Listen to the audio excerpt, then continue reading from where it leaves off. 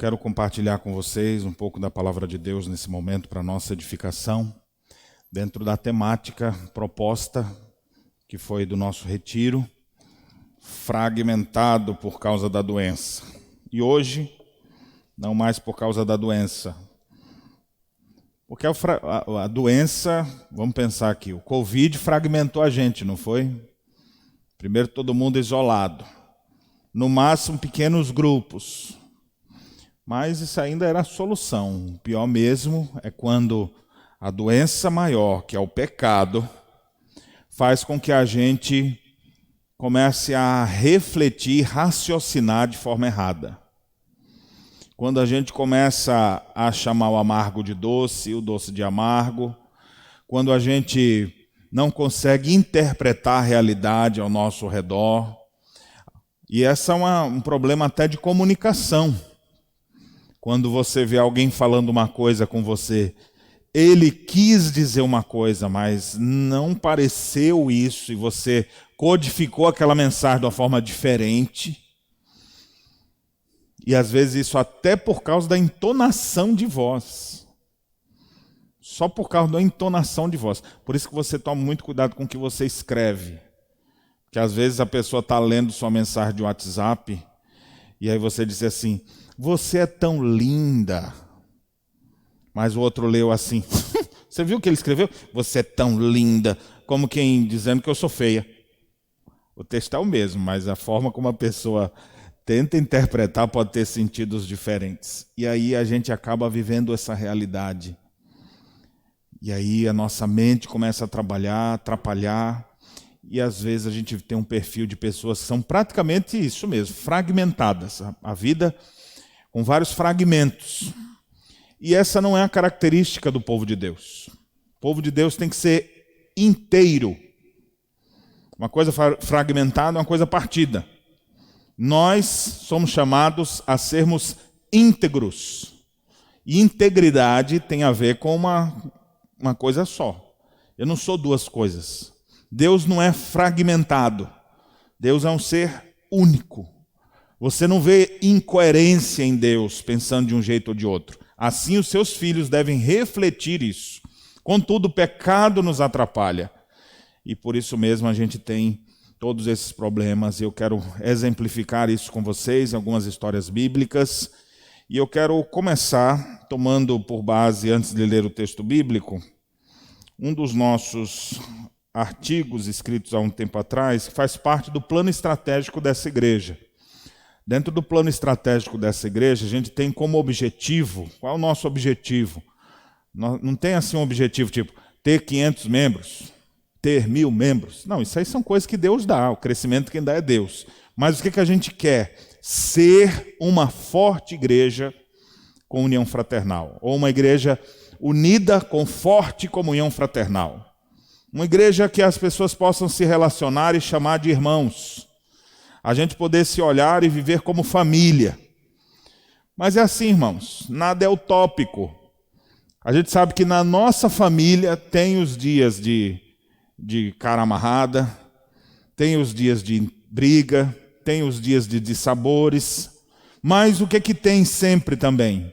Tem demonstrações de amor que vencem o ódio, tem pedidos de perdão que trazem reconciliação, tem andar a segunda milha, que faz com que a gente aprenda a viver melhor, e assim a nossa casa. Quantas vezes você já errou na sua família? Você consegue lembrar quantas vezes você já escapuliu, ou com coisas grandes, com pecados mais graves, ou com pecados menos graves? Você consegue imaginar quantas vezes já desobedeceu aos seus pais desde pequeno? Ou quantas vezes você feriu seus irmãos? Ou quantas vezes você provocou a ira aos seus filhos? Você tem noção de quantas vezes? Eu não tenho ideia. Mas eu sei que foram muitas vezes. Mas a gente está ainda junto, né? Por quê? Alguma coisa liga a gente. Essa não é uma coisa, é alguém, é Cristo. Cristo nos dá condições da gente viver como família. E na igreja do mesmo jeito. Agora na igreja, imagine, dentro da sua casa, todo mundo criado com os mesmos princípios. Dá atrito. Agora imagine aqui, primeiro, culturas distintas. Você tem gente de todo o Brasil que faz parte da igreja, e do mundo. E você vai ter que aprender a conviver com essas pessoas de culturas diferentes, criações diferentes. Alguns tiveram tudo, outros não tiveram nada. Uns desprezam tudo, outros valorizam tudo. Quando essas pessoas começarem a fazer coisas juntos, vai dar confusão em algum momento. Então, para a gente viver em paz, somente pelos laços, pelos vínculos da paz que provém de Cristo. Podemos viver na unidade do Espírito, nos vínculos da paz, sim. E eu quero mostrar um pouco mais sobre isso aqui para vocês. E esse texto que nós temos, que eu acho que de tempo em tempo é bom a gente ler, ele fala de 3 fatores de risco para a nossa unidade. Isso já foi publicado em boletins anteriores. 3 fatores de risco que atrapalham a comunhão da igreja. Quais são eles? Primeiro, a falta de conhecimento pleno de Cristo. Isso atrapalha muito nossas relações. Por quê? Porque nós lidamos com gente que é crente, claro. Ninguém está duvidando, porque quando briga, geralmente a primeira coisa que a pessoa fala, aquele lá é crente. Não, nós lidamos com crentes, com pessoas regeneradas, mas nem todas ainda estão formadas em Cristo, estão em processo. Todos nós estamos assim. Ninguém pode dizer, não, eu já cheguei à estatura da plenitude de Cristo. Não, nós estamos em desenvolvimento, nós estamos em processo. Cristo está operando em nós. E à medida que nós nos aproximamos de Cristo, marcas da redenção começam a aparecer na nossa vida. Agora, a ausência de um conhecimento maior acerca de Cristo faz com que a gente tenha deficiências na nossa forma de lidar. E a gente não reflete o caráter de Jesus. Porque Jesus, quando era injuriado, perdoava. Quando o povo provocava ele não respondia na mesma moeda, como às vezes a gente faz. Mas ele é Cristo. E nós queremos ser como ele. Então a falta de um conhecimento pleno de Cristo é que nos atrapalha. E quando eu falo conhecimento, não é simplesmente teórico não, viu?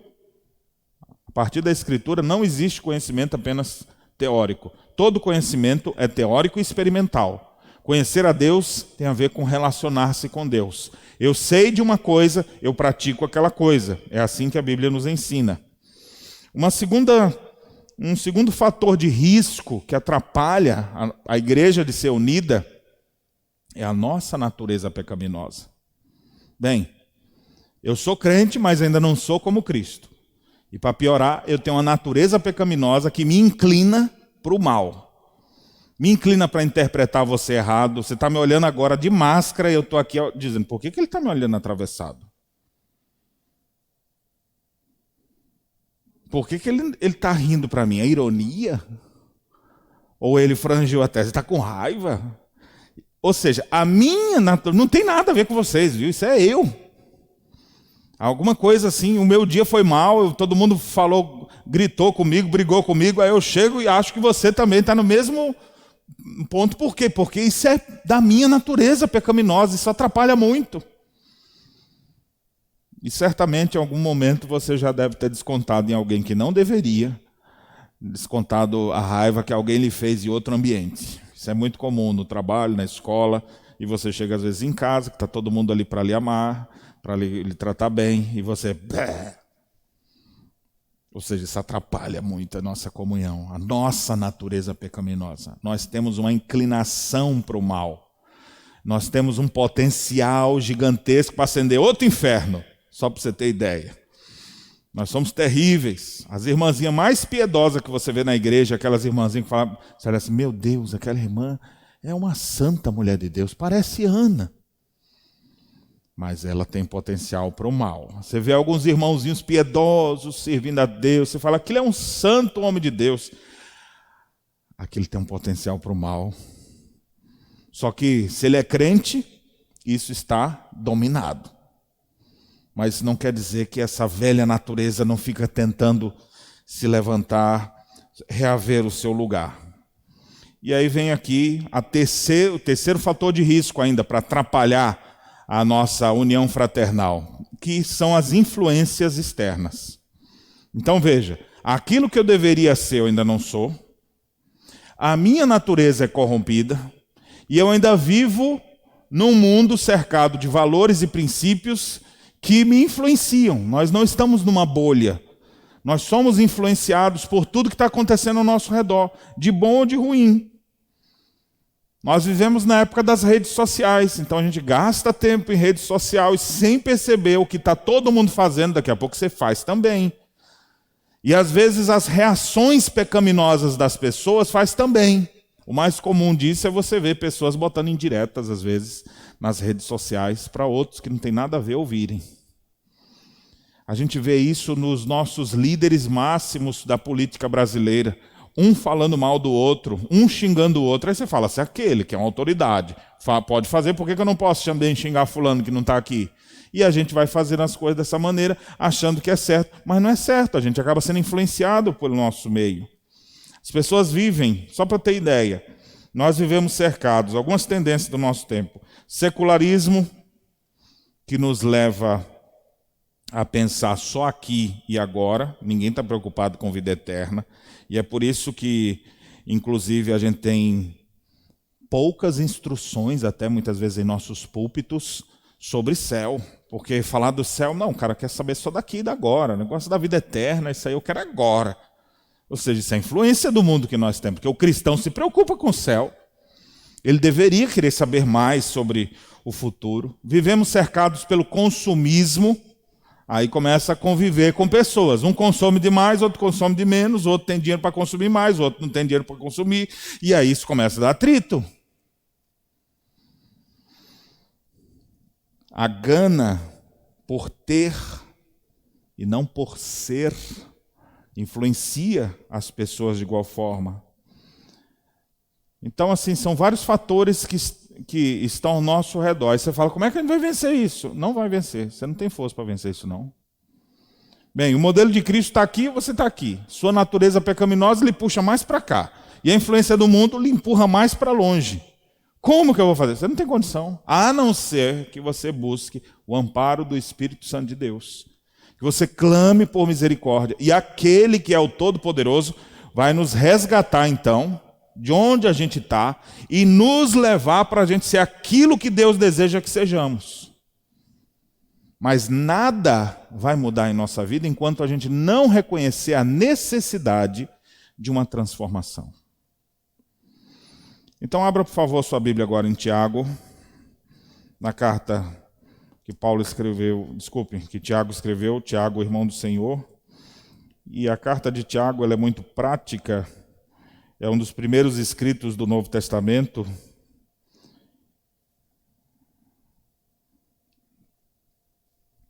Capítulo 4, eu quero me deter a uma expressão que aparece no versículo 8 e quero ilustrar ela em alguns lugares. Mas só para a gente pegar o contexto, eu vou ler a partir do verso 1. De onde procedem guerras e contendas que há entre vós? Ninguém responda da Rússia. De onde procedem as guerras? Olha de onde elas procedem aqui.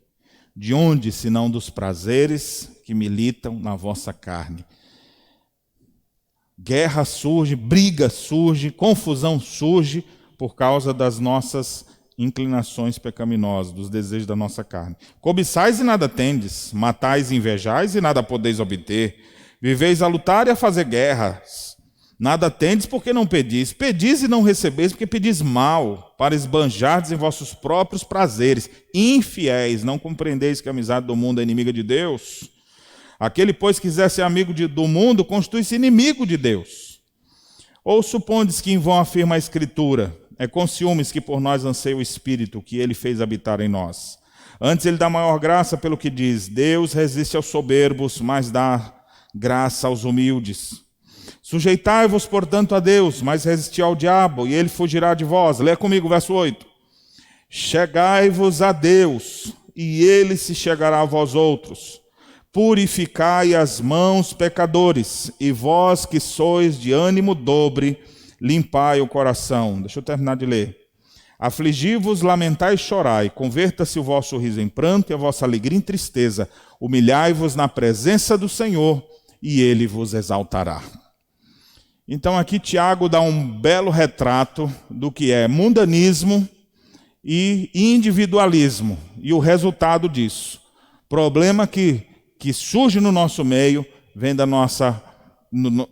nosso eu, do meu querer, minhas inclinações. E aí ele traz várias instruções importantes aqui para nós. E eu quero destacar uma palavra que aparece no versículo 8, que dentro da nossa temática aqui sobre o fragmentado, é a que melhor explica o que a gente veio falando esses dias. Porque o texto grego, a palavra traduzida aí como ânimo dobre, a palavra grega é uma só. Que poderia ser traduzido, se fosse literal, era assim, 2 almas. Só que você não tem 2 almas, você tem uma alma só. Mas às vezes, você parece aquela hidra que surge uma cabeça aqui assim, e daqui a pouco aparece outra.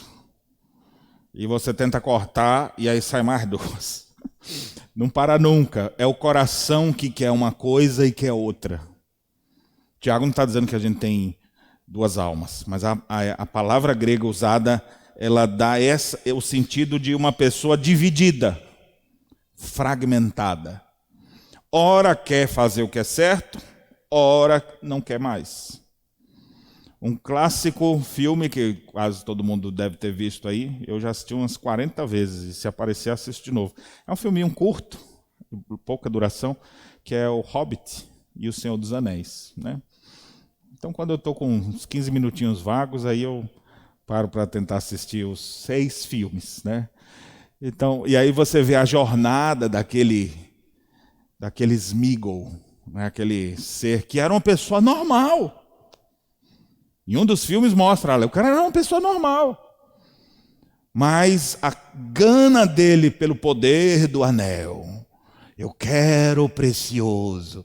E ele queria tanto aquilo, e ele foi se tornando. Aí você vê no filme a luta dele. Tem hora que ele fala, não posso fazer isso. Depois, sim, eu vou fazer isso. Não posso. Você vê aquela, parece 2 almas.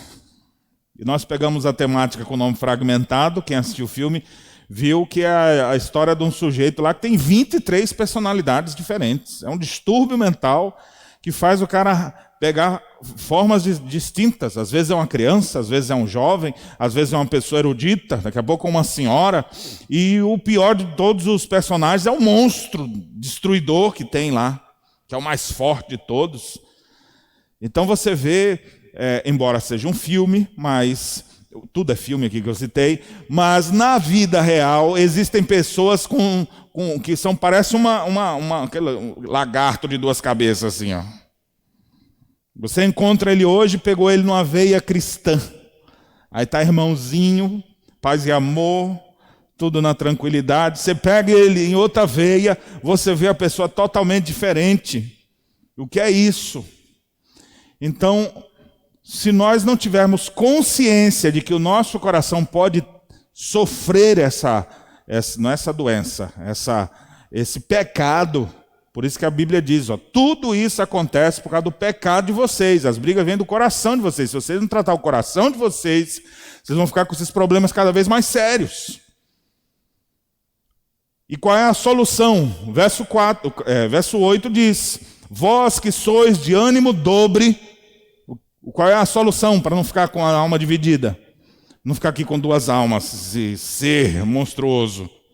Para você ser um só. Vós que sois de ânimo dobre, limpai o coração. A gente precisa tratar o coração. E a única forma de limpar o coração é com o sangue do Cordeiro. E eu quero mostrar para vocês 3 exemplos bíblicos aqui agora. Um mal sucedido, para você ver onde vai dar. Um outro que é um alerta. E finalmente uma postura de solução para outros casos. O primeiro exemplo, eu não vou citar todas as histórias, porque é muito texto bíblico para ler aqui agora. Eu vou apenas fazer referência aos textos, você pode ler. Você que está fazendo a caminhada bíblica, a primeira leitura que eu vou citar aqui é dessa semana. Nós estamos lendo Juízes, então fala de um dos juízes, que foi Sansão. Quando a Bíblia fala sobre Sansão, todo mundo conhece o Arnold Schwarzenegger do passado, né? Então está lá o Sansão, fortão, aquela coisa toda. Era um homem que foi criado pelos seus pais, separado pelos seus pais para ser um nazireu. E com essa postura dos seus pais de consagrá-lo, conforme a lei que já existia, de que alguém que fosse nazireu seria dedicado então exclusivamente a Deus, não iria beber nunca uma bebida alcoólica e nunca ia cortar o cabelo. Aí você tem esses fatores que existiram na vida de Sansão. E Deus se apoderava dele com grande força e livrou os filisteus. O livro de Juízes é um livro que nós não temos um juiz justo, um juiz de moral, um juiz de todos que tem ali que você vai dizer, vamos seguir esse aqui, que esse aqui é exemplar. Todos eles têm seus pés de barro. Isso aqui não é para você falar, que tristeza. Isso aí é para você ter esperança, porque você, miserável, que também tem pé de barro, se Deus usou aqueles do passado, Ele pode pegar a tua vida também. Então a gente não fala assim, que absurdo uma coisa dessa. Você tem que dizer que absurdo que eu sou igual. Então, o exemplo de Sansão aqui, a gente vê que ele acabou sendo um cara fragmentado, porque buscou relacionamentos fora do Senhor. E aqui o princípio que eu trago então para vocês é o contrário de Sansão. Você quer ter uma vida de uma cabeça só, de uma alma só? Busque relacionamentos saudáveis no Senhor. Com isso eu não quero dizer que você não possa ter amizade com incrédulos, mas eles não podem ser o teu apoio sempre, porque senão eles vão te influenciar negativamente. Busque relacionamentos em Deus. Busque relacionamentos com pessoas que têm a mesma fé, que têm os mesmos alvos. Fraquezas todo mundo vai ter. Tem gente que fala, vou procurar na igreja, o povo da igreja é tudo pecador, e lá fora também é. Só que os daqui, eles têm um alvo. Eu quero ser como Cristo. Eles erram e falam, Deus me ajude, me corrija. Então nós precisamos caminhar com pessoas que vão nos direcionar. E Sansão, ele rompeu o princípio. Alguém que foi cultivado, em algumas coisas ele levou até o fim. Não pode beber vinho, nunca vou triscar em vinho. Não pode cortar o cabelo, nem uma navalha aqui passará. Mas daqui a pouco, capítulo 14, a primeira história quando fala dele adulto, diz que ele viu uma das filhas dos filisteus. E o problema é quando o jovem vê. Você que é jovem, cuidado com o que você vê. Porque começou a ver, começou a desejar. Antes de ver, não desejou nada, né? Quando eu tinha um Monzinho 89, com medo dele ser roubado, porque não tinha seguro, eu tinha medo do pessoal quebrar o vidro e roubar o meu toca-fita, né? Eu tinha toca-fita, imagina só. Depois eu explico para a geração mais nova o que é um toca-fita, porque hoje em dia não se usa mais nada disso, né?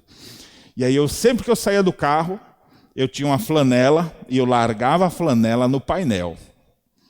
E aí minha esposa, por que tu bota isso? Eu falei, o que os olhos não viram, o coração não cobiçou. O cara não vai querer quebrar aqui só para ver se tem alguma coisa, né? Então, pelo menos não vê. Olha, se funcionou não, pelo menos para mim deu certo, né? O que você não vê, o coração não cobiça, porque os olhos são como que os dedos da alma, tudo começa pelo olhar. Então, meu irmão, cuidado com o que você vê. Sansão começou a olhar as filhas dos filisteus. E as filisteias deviam ser aparentemente muito agradáveis às suas vistas. E ele olhou, e é interessante o capítulo 14, que ele disse assim, vi uma mulher em Tímina, das filhas dos filisteus, tomai-ma, pois, por esposa, pai, eu quero casar com ela. Aí o pai chegou ao versículo 3, seu pai e sua mãe lhe disseram, não há porventura, olha que pais tranquilos para falar, né? Isso aqui é um ensinamento para quem é pai aqui. Não há porventura mulher entre as filhas de teus irmãos, ou entre todo o meu povo, para que vás tomar a esposa dos filisteus, daqueles incircuncisos? Mas, meu filho, tem tanta gente aqui, você está indo atrás das filisteias. Aquela mulher miserável lá. E aí a resposta de Sansão, ele diz assim, disse Sansão ao seu pai, toma-me essa, porque só dessa me agrado. Eu quero essa e só gosto dessa. Resultado, Sansão, a história toda de Sansão, ele é poderoso, Deus usa ele Poderíamos chamá-lo de o forte e fraco, porque ele tem grande potencial, vengou o povo muitas vezes por causa de sua força descomunal, mas ele sempre vai se quebrar nos relacionamentos, porque rompe princípio. Esse foi só o primeiro. Aí acabou casando com essa guria. O pessoal lá, que era filisteu, vai lá, descobre o que ele quer dizer e tal. Ela vinha lá, ela era mais fiel aos filisteus do que a ele. Final das contas, teve briga, teve morte. Daqui a pouco o pai disse, pois não é mais sua não. Pegou a mulher de Sansão e deu para o amigo dele. E ele agora ficou sofrendo porque tirou a amada da vida dele. Esse foi o primeiro relacionamento. Depois ele vai e acha uma prostituta e diz, eu gostei dessa. Essa é de Deus. Então você vê, esse rapaz era meio descompensado, era meio fragmentado, ele não conseguia enxergar. Não deu certo de novo. Daqui a pouco ele aparece com outra, Dalila. Essa é que é de Deus, aquelas outras não eram, mas agora eu acerto. É a mulher que vai cortar os cabelos dele. E vai deixar ele depois cego, vendido, sendo humilhado no templo de Dagon. Em todo o tempo, Deus foi misericordioso com Sansão. E a história encerra com um sinal de esperança, dizendo que quando ele estava lá, com olhos vazados, sem força, perdido, fraco, seu cabelo começou a crescer de novo. E num dos dias que estavam fazendo a humilhação dele lá, no templo de Dagon, o pessoal brincando com ele, zombando dele, Sansão faz uma oração, Senhor, me dê força mais uma vez para que eu possa vingar os seus inimigos. E aí Deus dá força para Sansão e ele consegue empurrar as colunas do templo e há uma grande destruição dos filisteus ali. Mas assim, a gente lê a história de Sansão, é um homem crente, era alguém de Deus? Era, mas olha o tanto que precisou sofrer. Você não precisa passar por isso, irmão. Ah, pastor, mas Sansão foi para o céu. Foi, mas foi todo arrebentado. Você quer ir para o céu todo arrebentado também? Será que você vai viver a sua vida toda arrebentado? Cuidado com seus relacionamentos. Jovens e adolescentes que estão aqui, não rompa esse princípio. Busque no Senhor. Busque relacionamento no Senhor. Quem vai ser seu grande amigo? Um servo de Deus. Quem vai ser sua grande amiga? Uma serva de Deus. Minha melhor amiga é minha esposa. Meu melhor amigo, amigues, né? É minha esposa. Esquece o amigues aí, viu? Isso aí não é para mim, não. Mas é assim, a gente vai ter bons relacionamentos, mas é no Senhor. E como eu louvo a Deus, porque essa alma, primeiro, antes da gente ter um relacionamento, ela primeiro me evangelizou. Né? Viu que eu estava perdido, já estava apaixonado pelo perdidão. Mas ela orou, evangelizou o rapaz, o caba se converteu. Agora vai ter futuro. E graças a Deus, eu posso dizer que foi uma grande bênção de Deus na minha vida ter botado essa mulher, uma mulher de Deus, que vai ser a esposa e a amiga. Quem vai ser sua amiga? Quem vai ser seu amigo? Faça relacionamentos no Senhor, para não viver fragmentado, porque os valores são distintos. Os do mundo vão dizer uma coisa, os de Deus vão dizer outra. Os valores cristãos, para serem preservados, precisa ter gente para nos dizer, segue nessa direção, vai com tudo, é isso aí mesmo, irmão, tu está no caminho certo. Os do mundo, às vezes tu está errado e eles vão dizer, vai lá, segue o rumo do teu coração, e você não acaba no alegrete, você acaba destruído. Então esse é o primeiro exemplo que eu gostaria de dar de uma situação não muito bem sucedida. E o princípio qual é? Busque relacionamentos no Senhor, para você ter uma alma só. Como faz diferença? Eu citei aqui o exemplo da minha esposa, poderia aqui pegando agora para os demais, né? Pegar aqui o PH. Como é bom quando um homem faz amizade com outro homem, para dois homens se aconselharem mutuamente e poder contar de suas lutas, porque tem coisas que você não vai conversar com a mulher, tem coisas que você vai conversar com outro homem, um homem maduro. Mulheres que também têm uma amizade verdadeira com a outra mulher, uma mulher de Deus, e não uma fifi que vai sair fofocando, contando tua vida para todo mundo. É importante você desenvolver isso. Então, no meio da igreja, procure. Mas, pastor, ninguém quer ser meu amigo. Então você cria amizade, faça amizade. Como é que faz amizade? Sirva. O princípio bíblico é esse. Sirva ao seu irmão. E aí você vai viver em harmonia. Com certeza, aqueles 4 amigos de Daniel e seus 3 amigos, aquele quarteto fantástico, eles tiveram seus momentos de crise, longe de casa, longe dos pais, vivendo cercado na Babilônia. Se algum tinha um momento difícil, o outro vinha para fortalecer. Então estava sempre ali, um apoiando o outro. Isso é legal. Precisamos de amizades cristãs. Precisamos fortalecer. Quem são seus amigos, irmão? Eu sei que você deve ter uma quantidade aí de amigos virtuais, mas eles não resolvem. No dia que você tiver alguma perda, eles não vão vir. Quem são teus amigos reais? Que vão estar contigo, que vão lembrar de você, que no dia que você estiver doente, eles vão te visitar, que no dia que estiver sofrendo luto, eles vão te visitar, no dia que tu passar de ano, eles vão estar lá contigo. Onde estão os teus amigos de verdade? Então, minha orientação para nós aqui, igreja, é: façamos amizades no Senhor. Isso vai ajudar a termos uma alma só. Limpa o coração de falsas amizades. E as pessoas que não são crentes e que fazem parte do seu círculo de convivência, tenha eles como um campo missionário. Vou trabalhar essas pessoas, vou orar por essas pessoas.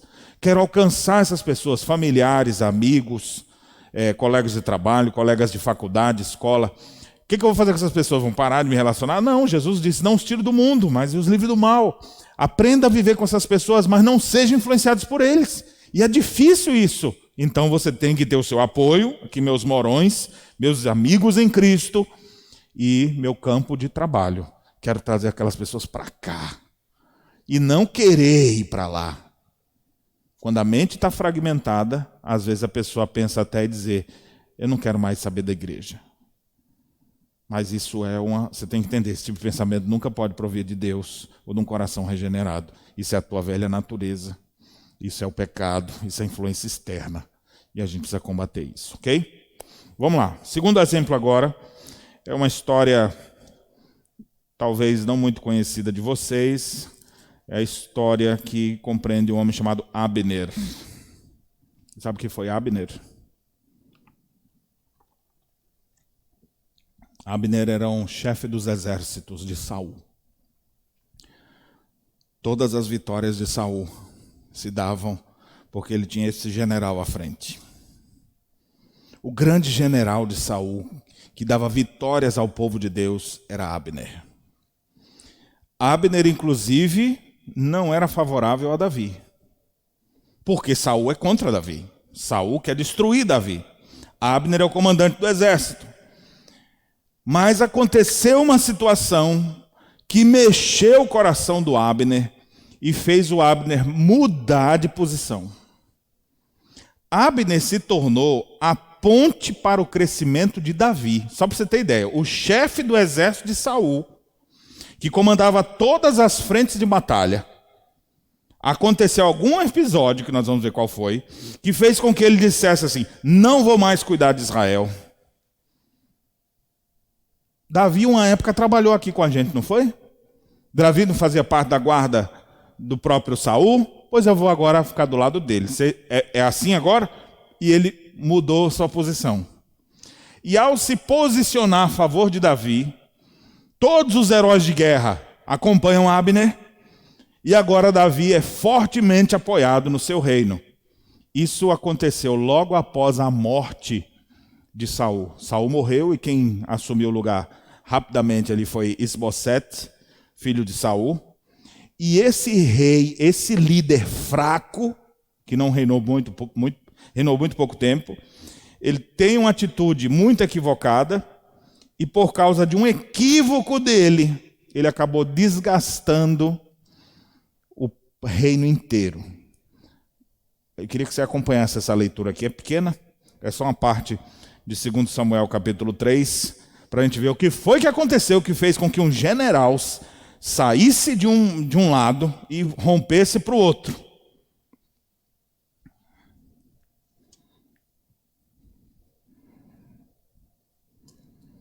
contexto aqui é exatamente pouco depois da morte de Saul. Saul morreu. Abner rapidamente diz: o filho de meu rei Saul, a quem eu sempre fui fiel, vai reinar. E ele pega então Isbosete e fez passar, constituiu ele reino. O reino dele foi curto, ficou 2 anos e vai cair. E agora vocês vão entender por quê. Porque ele foi muito fraco e ele não soube lidar com uma coisa. Daqui a pouco eu extraio o princípio aqui para nós. Capítulo 3, 2 Samuel 3, verso 6. Diz assim o texto: havendo guerra entre a casa de Saul e a casa de Davi, Abner se fez poderoso na casa de Saul. Estão vendo aqui onde é que está o poderoso general? Sempre teve guerra entre o grupo de Davi e Saul. Ele é general de Saul. E ele é o poderoso, principalmente agora que o Saul morreu. Ele é o cara, mas ele diz: eu não vou assumir, porque ele é um homem fiel. Fiel ao seu rei Saul. Saul morreu, o filho de Saul vai reinar. Então ele botou Isbosete no governo. Mas olha o que aconteceu. Teve Saul uma concubina. Rapaz, essas paixões mudam história, né? Sempre tem uma mulher para virar a chave do coração de um homem. Teve Saul uma concubina, cujo nome era Rispa, filha de Aiá. O que tudo indica, irmãos, é que essa concubina... Bem, um rei tem várias concubinas, não é a esposa dele. Era uma das mulheres que estavam lá. Só que o Abner se apaixonou por ela. Só que ele é fiel ao seu rei. O rei tem um monte de mulher. Mas Rispa, ela é tão querida. Quem sabe deve ter conversado já algumas vezes, mas ele nunca tocou nela, porque ele é fiel a Saul. Só que agora Saul morreu. O que aconteceria com você se isso acontecesse? O grande amor de sua vida. Aí você fala: meu Deus, eu queria aquela mulher, mas essa mulher é a concubina do rei. Aí o rei morre. Pronto, está desimpedido. O coração de Abner deve ter se encantado de novo. E o que ele fez? Ele foi atrás da dona Rispa. Ô, irmã Rispa, tenho planos para a nossa vida. E aí nessa, ele teve um relacionamento. Agora Abner encontrou a felicidade amorosa. Achou ali a amada do seu coração. Rispa, desprezada até um pouco por Saul. Nunca quis casar com ela, era uma de suas concubinas, mas Abner se enamorou dela, amou-a, mas ele fez isso depois que o rei morreu. Então Abner está ali, de boa. Algum problema nisso aqui? Não vemos nada demais nessa postura. Seria estranho se estivesse dizendo: ele teve um caso com a concubina do rei, e o rei achando que ele era gente boa, e ele, fazendo essas coisas, traindo o seu rei. O rei Isbosete nem bem chegou no trono, já quis conversar e tirar satisfação com o general do exército. Verso 7. Perguntou Isbosete a Abner: por que coabitaste com a concubina de meu pai? Eu fico pensando aqui comigo, lendo essa narrativa, e pensando: o que Isbosete queria fazendo essa pergunta para Abner? Tem alguma coisa demais? Não já é coisa passada? O Saul não já morreu? Olha o que isso aqui vai virar. Por ele ter mexido nisso aqui, nesse assunto. Primeira vez que eu li, até anotei aqui, Eu tenho uma anotação aqui na minha Bíblia de anotações. Diz assim, ações desnecessárias levam a problemas desnecessários. Primeira vez que eu li isso aqui, eu falei: para que ele teve que fazer essa pergunta? Esse rei Bocó, que nem bem chegou no reino, e o cara principal do reino dele, que é Abner, ele podia ter falado: vamos, e aí, você gostou da concubina que era do meu pai? Vamos casar com ela aí, vamos fazer uma festa aqui, o senhor é nosso grande rei, nosso grande apoiador do reino. Podia até ter promovido isso, e o Abner ia ficar mais fiel ainda a ele. Mas a falta de sabedoria dele, a imprudência dele em perguntar assim: o que você quer com a concubina de meu pai? Olha o verso 8. Então se irou muito Abner por causa das palavras de Isbosete e disse: sou eu, cabeça de cão para ajudar? Ainda hoje faço beneficência à casa de Saul, teu pai, a seus irmãos, a seus amigos, e te entreguei na mão, e te não entreguei nas mãos de Davi. Contudo, me queres hoje culpar por causa dessa mulher. Assim faça Deus segundo lhe parecer a Abner, se como jurou o Senhor a Davi, não fizer eu, transferindo o reino da casa de Saul, estabelecendo o trono de Davi sobre Israel e Judá, desde Dan até Berseba. Ele falou isso na presença do Abner, e nenhuma palavra pôde Isbosete responder a Abner, porque o temia. O cara que tem temor para com o rei, e vai conversar um negócio desse. Gente, aqui eu aprendo uma lição preciosa que eu queria trazer para você. Não se desgaste por qualquer coisa. Não entre em firulas que pode trazer mais prejuízo do que qualquer outra coisa. Tem coisas que são tão pequenas que se você for mexer, pode ser que isso aumente e cresça de tal maneira que dê uma reviravolta. Foi o caso aqui. Abner se irou tanto com isso, que era uma coisa tão pequena, que Abner disse: não fico mais do lado de Israel. Agora Davi se tornará rei.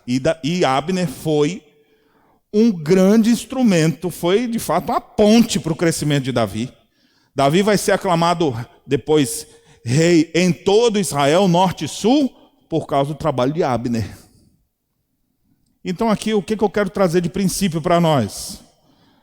Não é assim, eu não estou querendo dizer aqui, o princípio é não dê pitaco no relacionamento dos outros. O princípio também não é cuidado com as concubinas dos outros.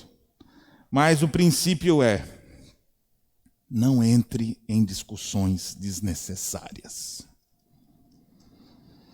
Tem coisa que não vale a pena você mexer. Você não sabe quais vão ser as reações, e às vezes pequenas coisas podem se tornar grandes. Quem diria que isso aqui ia gerar um negócio desse? Isbosete, qual vai ser o futuro dele? Vai perder a guerra, vai morrer, vai aprender a ficar de boca calada. Então o princípio que eu trago aqui: não desgaste relacionamento. Você já parou para pensar como a nossa vida ia ser muito melhor se a gente não ficasse se desgastando por qualquer coisa? Se a gente não ficasse mexendo qualquer coisa? O princípio aqui que o apóstolo Paulo nos traz é: aprenda a sofrer a injustiça. Aprenda a sofrer o dano. Tem coisas que você tem que simplesmente relevar. Quem está caminhando no caminho na busca por maturidade, vai chegar um momento de dizer: olha, gente, isso aqui é tão pequeno, não vale a pena levar para frente. Então vamos esfriar isso aqui e pum, acabou. Irmãos, a gente não tem como resolver todas as questões uns dos outros. Você já parou para pensar? E como que a gente vai fazer isso? Muitas coisas a gente vai relevar. Coisas pequenas, coisas mais simples, vai relevar. Coisa grande, grave, opa, isso aqui nós vamos tratar e resolver. Mas muitas coisas a gente vai relevar. Isso aqui se aplica dentro do casal. Existem os casamentos e cada fase do casamento é assim. Tem a fase das brigas constantes, né? Primeiro ano é só amor. O segundo ano, aí tem um ano que é só briga. Só se encontra para brigar. Encontra para brigar. Já passou nessa fase, não? E aí você fala: meu Deus do céu, não pode falar uma coisa que briga. Qualquer coisa briga. E aí o que acontece? Por que tem tantas brigas? Porque um monte de coisinha que não vai levar a lugar nenhum. São insatisfações de dois corações que ficam jogando para o outro e não vai levar a nada. Ficam se ferindo por ferir. Precisa crescer e dizer: olha, eu não vou me envolver com isso. Quando a pessoa está envolvida em coisas maiores, ela não tem tempo para sofrer coisas menores. Ela prefere sofrer o dano. Não, me disseram isso, foi?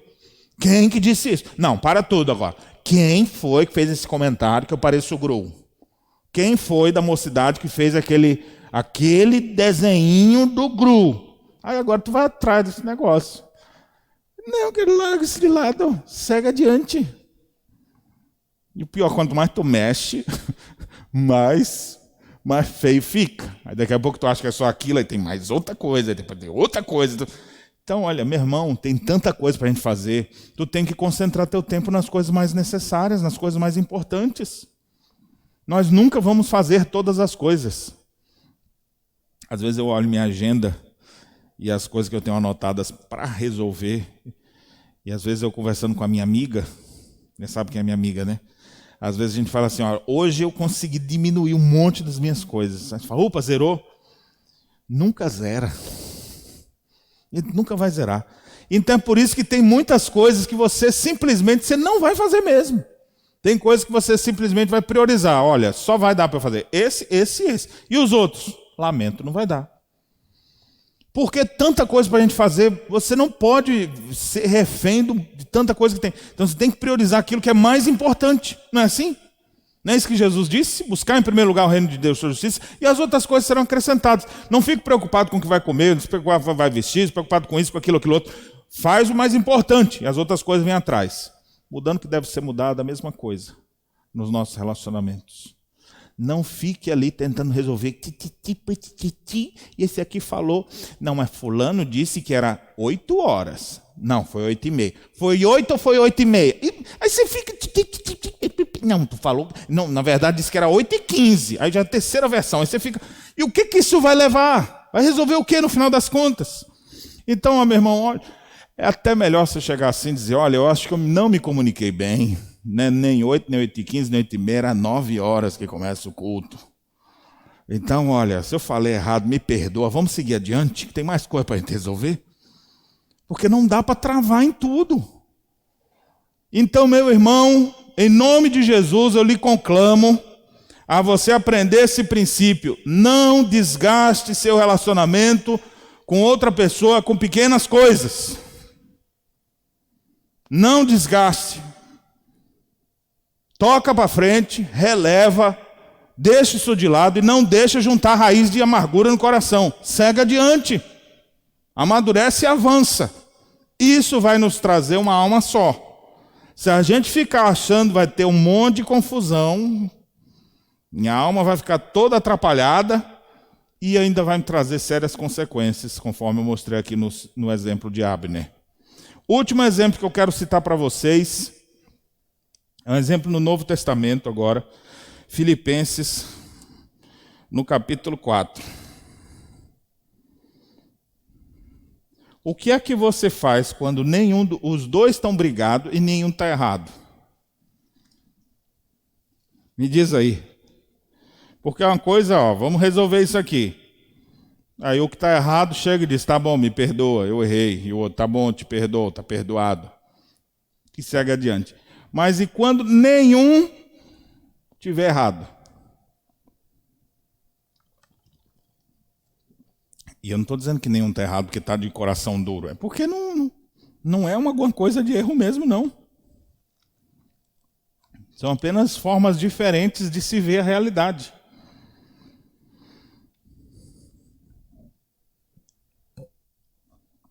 Havia 2 irmãs na igreja de Filipos. Capítulo 4 fala sobre elas. Versos 2 a 3. 2 e 3. Paulo tinha um cuidado e um amor muito especial pela igreja de Filipos, porque era a igreja que foi parceira dele desde o primeiro dia. Nunca o deixou. Se associou, mandava oferta, se preocupava. E Paulo diz, eu lembro de vocês, toda vez que eu lembro de vocês, eu oro com gratidão no coração. Vocês são uma alegria para mim. Paulo conhecia essas 2 irmãzinhas, Evódia e Sintique. Olha o que diz, rogo a Evódia e rogo a Sintique, pensem concordemente no Senhor.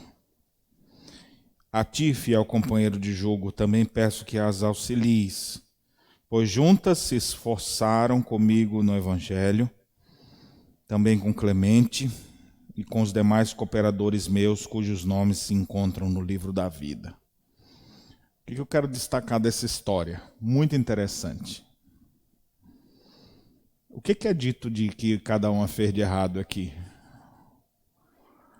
Mas assim, as confusões de Evódia e Sintique se tornaram tão públicas que Paulo não mandou essa mensagem em privativo ou com senha. Botou na carta direto para a igreja toda. Fala, agora nós vamos dar um basta nesse assunto. Evódia e Sintique. Pois não, pastor Paulo, eis-me aqui pronta para o serviço do Senhor. Para de arrumar confusão com a outra. Pensem concordemente no Senhor. Eu não sou mulher, mas eu acho que você que é mulher deve imaginar o que isso aqui pode ser, né? Não era nada. Uma falou, eu não gosto daquela Evódia. Vai lá na frente, quando vai ler o versículo, mexe o cabelo assim. Para que aquilo? Aí assim, aquela outra irmãzinha também, eu não gosto dela. Por quê? Toda vez que ela pede para a gente para ir ler uma coisa, vamos ficar em pé. Não aguento toda hora pedir para ficar em pé. Aí tu fica olhando assim, o que essas irmãzinhas estão achando na outra? Não tem nada. Não é que foi isso aqui não, viu, gente? Só estou tentando ilustrar coisas que não tem nada a ver com a gente aqui. Mas olha, são situações que não, simplesmente no coração delas aquela alma dobrada, sabe? Em vez de eu seguir firme com integridade, da uma alma regenerada, nova criatura, eu fico deixando a velha natureza se levantar e ficar maior e a minha velha natureza se encurtar. E aí eu fico dando margem para isso e a igreja toda fica vendo. E quando a própria liderança está dividida, o povo percebe, isso causa um grande mal, que é o que a gente está vendo hoje no cenário público nacional. A gente vê pessoas sempre criticando os outros, as pessoas não têm pudor de falar aquilo é uma autoridade, vou procurar os meios legais, as mídias, os twitters, colocar as mensagens lá, é a forma da pessoa se pronunciar. Ou numa entrevista, e eu acho que tem uns entrevistadores que são a sementinha do capeta também, porque eles fazem questão de perguntar para ver se o cara bota um contra o outro. E no mundo a gente vai vivendo assim, essas coisas estão ao nosso redor, isso influencia a forma da gente viver. Evódia e Sintique eram duas crentes fiéis, eram duas irmãs queridas, a Bíblia inclusive compara elas, bota elas junto com Clemente e demais cooperadores de Paulo, e Paulo diz, cujos nomes estão escritos no livro da vida. Evódia e Sintique são servas de Deus, são mulheres crentes. Mas, irmãs, vocês têm que parar de ficar brigando por qualquer coisa. Não tem nenhum assunto para tratar aqui. Só o que Paulo pede? Vamos parar de discordar uma da outra? Irmãos, eu queria propor amanhã plenária, né? Imagine, você chega lá, deixa eu deixar a Evódia e Sintique, senão as irmãzinhas da SAF vão achar que é própria da SAF, né? Vamos pensar assim, o PH vai lá e promove assim, irmãos, vamos marcar um dia de reunião de oração? Vamos orar toda segunda-feira, 9 horas. Não, se for 9 horas eu nem vou. E tira meu nome da UPH. Eu só vou se for quarta-feira. Peraí, cara, as coisas não são assim, do teu jeito, como tu quer. Então a gente vai conversar. Nem sempre é a nossa vontade que prevalece. Vamos ver o que todo mundo está ali. Vai ter uma votação no final. Vamos ver como é que é a resolução da maioria. Não aceitar do jeito que eu quero, também não quero mais. Não estou contente com isso. E aí tu vê as pessoas descontentes com coisas, você fala, qual é a razão? Qual foi o pecado cometido? Não houve um pecado, foi formas diferentes de se ver. O que a Bíblia ensina? Pensem concordemente no Senhor. Vamos começar a concordar um pouco mais? A gente precisa aprender a concordar, e a ideia de concordar é exatamente para a gente viver mais unido, mais em paz. Tem coisas que às vezes você nem acha que é o melhor horário. Vamos marcar uma coisa a tal horário. Mas assim, olha, para mim o melhor horário é esse. Mas pensando no coletivo, eu tenho até um compromisso nesse horário, eu vou desmarcar lá para poder atender aqui, visando o bem de todos. Aí você vê uma postura mais madura. E não assim, do meu jeito, como eu quero, como eu determinei. Seu Putin. Você não é ditador para dizer as coisas como são. Vamos conversar, vamos tratar cada uma dessas coisas. Então tem muitas vezes que as pessoas brigam por assuntos que não são nem certo, nem errados. Mas que a gente já precisa aprender a abrir mão. Em relacionamentos interpessoais, a gente precisa aprender a abrir mão. Se você for ficar, jovens e adolescentes vão na UPA agora, né? As adolescentes vão para o Encontro Nacional dos Adolescentes. Jovens vão para o Encontro Nacional dos Jovens também. E que coisa boa. Eu encorajo todos a participarem desses encontros. E se alguém tiver sem dinheiro para ir para esse negócio, ore a Deus que Deus vai levantar as ofertas para isso. E enquanto alguns estão orando para Deus levantar as ofertas, você que não vai, você vai dizer, mas eu quero ajudar, pastor. Procura depois a presidente da UPA, a presidente da mocidade, fala, eu quero ajudar aí vou dar essa oferta aqui para ajudar os nossos jovens e adolescentes para ir para o encontro nacional. Não quero nem saber para quem é. Veja quem está com menos recursos aí, ajuda para eles irem. Ou eu vou dar minhas milhas lá, vou comprar uma passagem. Pode botar uma passagem aí que eu dou para um desses meninos aí, né? Ou então, no mínimo, vou comprar os brigadeirinhos que os meninos vendem aí, né? Olha, compre isso aqui para ajudar para a gente ir para o encontro. Vamos promover esses encontros da melhor maneira. Agora imagine, aí vai lá, nesses encontros a maioria do povo que vai é tudo líder, né? Tudo é presidente da mocidade, vice-presidente. Dificilmente vai incrédulo, né? Mas tudo. Aí vão ficar lá, vão ficar onde? Quartos triplos. E aí, para viver em harmonia aqueles 4 dias, o que vai precisar acontecer? Você tem que entender isso aqui, irmão. Esses princípios aqui não é só para a igreja, não é para tudo na vida. Como é que você vai? É um quarto com um banheiro e 3 pessoas. Aí você vai ficar lá 50 minutos no chuveiro. Ou 45 no vaso. Como se só fosse você. Então, assim, você tem que pensar, bem, já que é um banheiro que vai ser mais gente para usar, e eu gosto de mais tempo, então eu vou ser o último, ou eu vou acordar mais cedo antes dos outros para eu fazer assim. Ou, se eu não conseguir, então vou ser mais objetivo, pensando, opa, daqui a pouco outro vem. E como é que eu vou deixar o ambiente pensando no outro? Eu vou enxugar a pia, vou arrancar os cabelos da pia. Os dejetos que ficaram ali, eu farei questão de despachá-los para bem longe desse lugar, né? Então, para quê? Para que a próxima pessoa que vier possa encontrar o ambiente limpo. Eu estou pensando no outro. Agora, quem só pensa em si, o que é que faz? Usa tudo, pega dos outros sem pedir, porque afinal de contas só existe ele na face da terra. Mimado. Não, filho, você tem que aprender a conviver com os outros, ceder lugar. E não só quando você estiver certo. Mas às vezes os outros estão errados, mas você que é mais maduro, falou, mas eu vou me submeter aqui, por amor ao grupo. Então em todo canto você vai ter que ter isso, você tem que aprender a pensar concordemente. Você tem que aprender. E aqui o princípio que eu trago, eu quero usar a expressão de Efésios. Efésios no capítulo 4, para essas situações onde nenhum está certo, nenhum está errado, mas estão se bicando, o princípio é Efésios 4, 32. Sede uns para com os outros benignos, compassivos, perdoando-vos uns aos outros, como também Deus em Cristo vos perdoou. Tem coisa, irmãos, que a gente tem que simplesmente perdoar mutuamente. Perdoai-vos uns aos outros. Está ofendido com alguma coisa? Perdoa. Perdoa de cá, perdoa de lá. Vamos botar uma pedra aqui. Vamos resetar a máquina, né? O computador, quando começa a travar, o que o cara faz? Qual é o melhor princípio de conserto de computador travando? Reinicia. Tudo que está dando problema, reinicia. Reseta. Para nós, como é que isso faz? Perdoai-vos mutuamente. E a gente faz isso até aqui na igreja. Vim para o culto, o que é que você faz? Está com raiva de alguém? Deus, tira toda a raiva do meu coração. Fulano nem vem me pedir perdão, mas eu já quero perdoar, Senhor, porque o Senhor me perdoou primeiro. O Senhor me perdoou, então eu também quero perdoar. Eu nem fui atrás do Senhor para lhe pedir perdão e o Senhor já morreu na cruz para me perdoar todos os meus pecados. Me ajude também a perdoar o pouco que as pessoas me fazem de mal.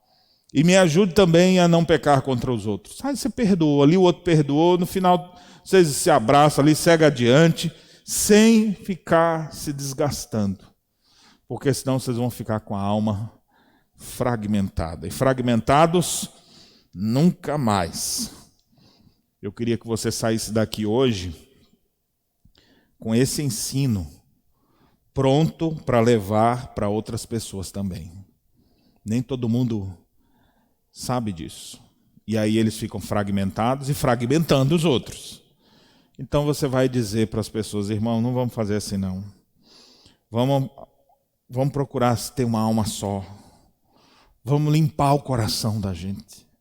Vamos pedir a Cristo que limpe o nosso interior. Vós que sois de ânimo dobre, limpai o coração. Vamos parar com isso aqui. Como? Vamos caminhar juntos no Senhor. Somos irmãos em Cristo. E aí você vai ensinar: busque relacionamentos no Senhor. Não rompa princípios. Segundo, não desgaste relacionamento por qualquer coisa. Tem coisa que é melhor você sofrer o dano pensando em algo melhor do que simplesmente ficar se desgastando por qualquer coisa. Então, bota isso na sua cabeça. E terceiro, aprenda a perdoar mutuamente, porque tem coisa que nenhum errou e nem o outro, se ficar ali, não, você que fez errado, você que não sai nada. Vai ficar pior ainda. Então, perdoai-vos mutuamente, Cristo vos perdoou, e segue a vida de vocês, vai e não peques mais. Ensine isso para outras pessoas. Ensine as pessoas a viverem em harmonia uns com os outros. Assim seremos uma igreja com forte amor fraternal e trabalharemos em união para promover a glória de Deus. Que o Senhor nos abençoe e nos ajude a viver como família da fé, unidos no Senhor Jesus. Amém.